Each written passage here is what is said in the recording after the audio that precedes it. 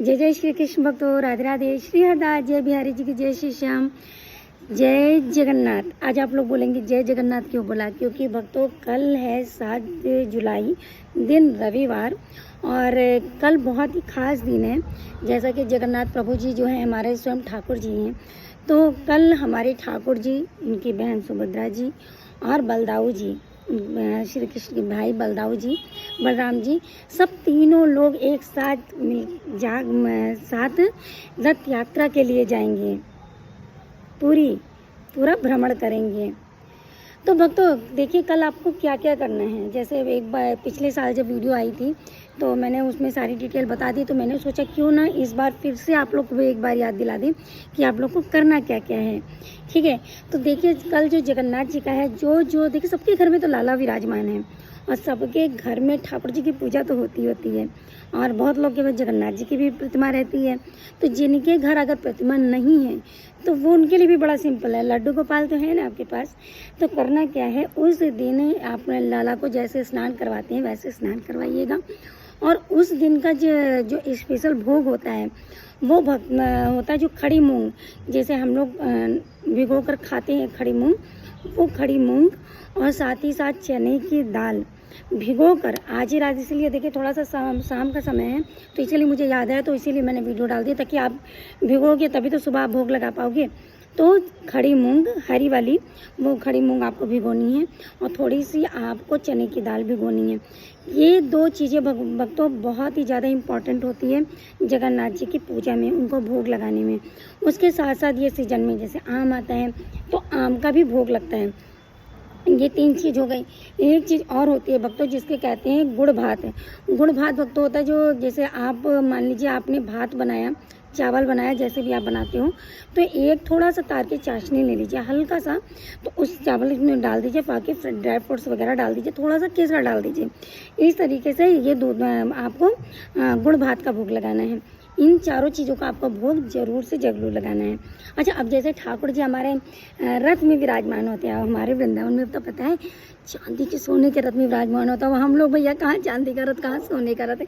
तो जैसे भी भाव होता है, तो ठाकुर जी को जैसे पिछली वीडियो में आप लोग देख चुके होंगे, ठाकुर जी का जैसे भी मैंने रथ बनाया था वो घोड़ा लगा के और खींचते हुए, तो जैसा भी आपके साथ हो सके, जैसा भी आप बना सको, आप कुछ नहीं तो आप छोटे बच्चों की जैसे गाड़ियाँ आती हैं तो गाड़ी पे ही आप लड्डू गोपाल को बना के थोड़ा सा खींचने का मतलब भाव ये दिखाइए कि हम प्रभु आप रथ पर विराजमान हैं और हम आपको खींच रहे हैं। सबके घर में छोटी छोटी गाड़ियाँ होती हैं, सबके घर में छोटे छोटे बच्चे हैं, तो गाड़ियाँ तो होंगी। अच्छा, ये कर लीजिए, जैसे गाड़ियाँ है तो उस पर लड्डू गोपाल की तरह रथ जरूर से ज़रूर बनाइएगा भक्तों, क्योंकि जो लाला हैं हमारे वो रथ पे विराजमान होते हैं।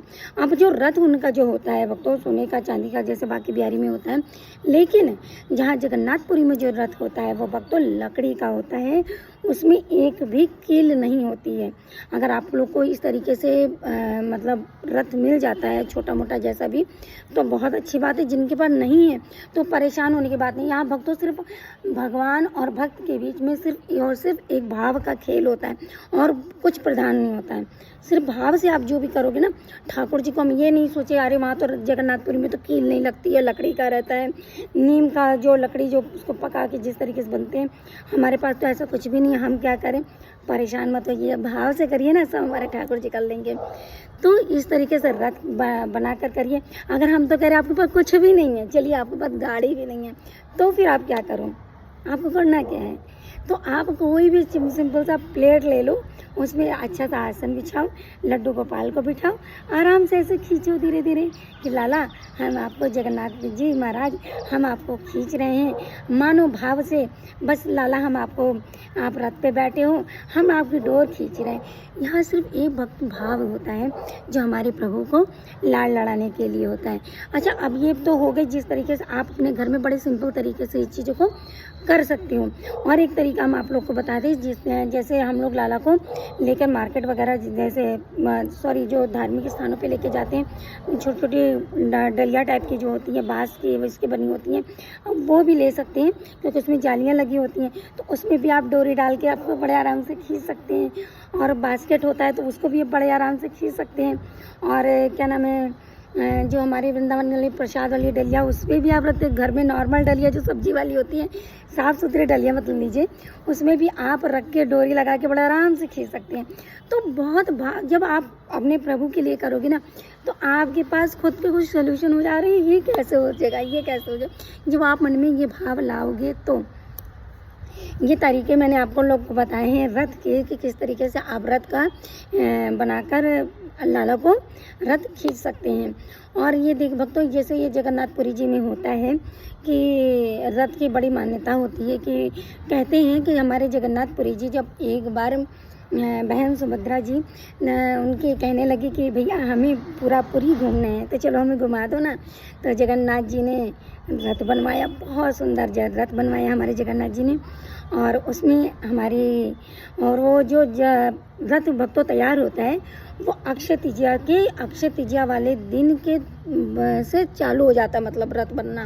क्योंकि उसमें एक कीली भी नहीं लगी होती है, 16 पहिए लगे होते हैं उसमें, और एक भी कीली भक्तों नहीं होती, एक भी कीली। और 3 रथ होते हैं, और हर साल नए नए रथ बनते जाते हैं। वो रथ जितने हर साल नए बनते, तो वही लकड़ियाँ मिक्स करके फिर पूरा एक मतलब 3 रथ उसमें तैयार कर दिया जाता है। जैसे मैंने ये पिछले साल का 3 रथ है, तो अब के साल में हमारे फिर 3 रथ तैयार होंगे। फिर वो लकड़ियाँ मिला के फिर यूज़ कर करके बड़ा से बड़ा ऐसे करके हो जाता है। तो 3 रथ तैयार होते हैं, जिसमें कि सबसे आगे हमारे बलराम जी होते हैं, और बीच में हमारी सुभद्रा जी होती हैं, और सबसे पीछे होते हैं हमारे जगन्नाथ जी। क्योंकि छोटे हैं ना, तो इसलिए पीछे रह गया, बड़ा भाई तो आगे रहेगा ना। और बहन को तो थोड़ा सी क्वालिटी चाहिए ना, तो भाइयों के बीच में जैसे हम लोग के भाई करते हैं, चलो मैं आगे चलो तुम पीछे, चलो छोटे को फिर एक पीछे हो जाते, ऐसे ही। तो जब ये उनके बहन सुभद्रा जी ने ये कहा अपने भैया से कि भैया मुझे पूरी घूमना है, तो बोले अच्छा। तो जगन्नाथ जी ने उनके लिए रथ तैयार करवाया, और रथ तैयार करा के पूरी को खूब अच्छे से दर्शन कराए। तो थोड़े दिन बाद रास्ते में उनकी मौसी का घर पड़ा गुड़ीचा में, तो वहाँ पे गई मौसी के घर। 2-3 दिन मौसी के यहाँ रही। रहने के बाद में कहते हैं भक्तों की एक पुरी के रास्ते में जब यात्रा निकलती है, तो वहाँ पर सरबेग नाम का एक मतलब व्यक्ति था, मुस्लिम व्यक्ति। जब कहते हैं जगन्नाथ जी की रथ यात्रा निकल रही होती है, तो रास्ते में वो उसका मजार पड़ता है। जिस व्यक्ति का मजार नाम सरवेग है, और उसका वो मजार पड़ता है। तो सोचिए प्रभु की लीला देखिए यहाँ पे क्या है, कि जो मजार पड़ता है, तो जब रथ निकलती है तो वहाँ पे रथ रुक जाता है, रथ को रोक दिया जाता है। सोचिए मुस्लिम मजार है और रथ रोक दिया जाता है। क्योंकि इसके पीछे ये कारण है कि एक समय एक मुस्लिम भक्त आया था हमारे प्रभु जगन्नाथ जी के दर्शन के लिए। बेचारा रास्ते में उसकी मृत्यु हो गई, और वो दर्शन नहीं कर पाया। हमारे प्रभु ने, देखिए कर्म का खेल है। अगर आप लोग इस नज़रिए से देखोगे, नहीं उसे तो हमारे ठाकुर जी तो हमारे उसको कर सकते थे, वो तो भक्त दर्शन के लिए। देखिए कर्म प्रधान बहुत बड़ा होता है। कर्म कुछ एक ऐसी चीज़ होती है जिससे भगवान भी वंचित रहे हैं, भगवान भी नहीं मतलब कर सके हैं, इससे कोई अछूता नहीं रहा है। कर्म का खेल बड़ा ही अनोखा होता है, कोई इससे अछूते देखिए मत। फिर वही एग्जाम्पल आ जाएगी, माता सीता जी, भगवान शिव, सती जी, मतलब कितने सारे उदाहरण हैं। कर्म के खेल से कोई नहीं बच पाया। तो सरवेग जी जो थे वो प्रभु के दर्शन के लिए जाते हैं, और वहीं पे मृत्यु हो जाती, दर्शन नहीं कर पाते। तो इसीलिए जब रास्ते में रथ यात्रा निकलती है, तो जहाँ सरवेग जी का मजार बना है, वहाँ पे प्रभु जगन्नाथ जी की जो रथ है वो वहाँ पे रुक जाता है कुछ क्षण के लिए। और कहते हैं भक्तों कि 1-2 बार तो ऐसी कोशिश करी गई कि कुछ लोगों ने विरोध किया इसका, कि ये मुस्लिम मजार है और यहाँ नहीं रुकना है, यहाँ नहीं रुकना, हम मुस्लिम मजार में क्यों रुके। तो वो यकीन मानिए भक्तों, ये बिल्कुल सत्य बात है कि रथ आगे बढ़ा ही नहीं, रथ आगे बढ़ा ही नहीं, वहीं पे रुक गया। जब तक 5-6 मिनट वहाँ पे प्रभु खुद मिलते हैं आके, जगन्नाथ जी खुद मिलते हैं आके सरवेग जी से कि आप मेरे पास नहीं आए थे, कोई बात नहीं, मैं आपके पास मिलने आया। तो कितने दयालु है ना हमारे नटखट, हमारे लाल जी हैं ही इतने निराले। कहते हैं कि कर्म का ये खेल है, लेकिन हमारे प्रभु कभी कहीं नहीं चूकते हैं। तो ये वक्त होता है कि ये जो कल है 7 जुलाई, तो आषाढ़ मास की शुक्ल पक्ष की द्वितीया तिथि से लेकर 10वीं तक ये रथ यात्रा निकलती है। तो भक्तों इसको बिल्कुल कल मिस करें। वीडियो में थोड़ा सा लेट हो गया, हम क्षमा चाहेंगे, क्योंकि थोड़ा सा थायराइड वगैरह से गला वाला सब इस तरीके से हो गया, तो थोड़ी सी दिक्कत है, तो थोड़ा सा वीडियो लेट हो गया। लेकिन फिर भी मैंने कहा कि अभी भी समय है आपके पास, तो आप हरी मूंग और चने की दाल जो थी, तो इसका ज़रूर से भिगोकर सुबह, और उसमें कुछ मिलाना नहीं है, आपको कुछ नहीं मिलाना है, आपको ऐसे भीगा ज़्यादा सिंपल से कुछ नहीं रखना है उसमें। तो मूंग, चना और ये जो मैंने बताया आम, और फिर मैंने एक चीज़ बताया गुड़ भात, ये चीज़ यह करके ये अपने लाला को ज़रूर से ज़रूर भोग लगाएगा।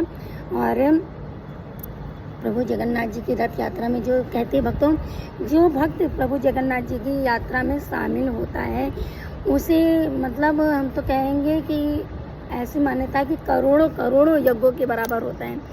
लेकिन देखते हैं जीवन में कभी जगन्नाथपुरी का दर्शन होगा तो ज़रूर करेंगे। ठाकुर जी की लीला है, ठाकुर जी जाने। अगर हमारे कर्म इतने मतलब हैं ऐसे कि हम क्या बताएं, लेकिन फिर भी जैसा भी है मस्त है अपने ठाकुर जी के प्यार में। तो कल का दिन बहुत महत्वपूर्ण है, तो अपने लाला को रथ ज़रूर बना के उसमें विराजमान करिएगा और उनको लाड़ लड़ाइएगा, आरती पूजा करिएगा। इसमें कोई व्रत का वध नहीं है कि आप लोग को व्रत रखना है, तो ज़रूर से ज़रूर ये चीज़ को ध्यान रखिएगा।